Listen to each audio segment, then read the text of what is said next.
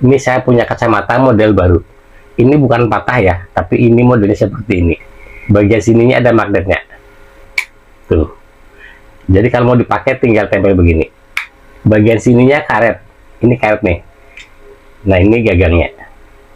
Ini kacamatanya kacamata baca, kacamata plus, tersedia dari 1 sampai 4. Jadi kalau mau pakai tinggal ditempel begini.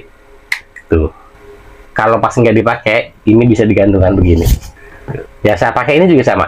Tuh. Mau pakai tinggal tempel gini. Tuh. Ini mungkin di optik-optik belum ada. Ini saya punya kacamata model baru. Ini bukan patah ya, tapi ini modelnya seperti ini. Bagian sininya ada magnetnya. Tuh. Jadi kalau mau dipakai tinggal tempel begini. Bagian sininya karet. Ini karet nih. Nah, ini gagangnya. Ini kacamatanya kacamata baca, kacamata plus, tersedia dari 1 sampai 4. Jadi kalau mau pakai tinggal ditempel begini. Tuh. Kalau pas nggak dipakai, ini bisa digantungkan begini. Ya, saya pakai ini juga sama. Tuh. Mau pakai tinggal tempel gini. Tuh. Ini mungkin di optik-optik belum ada.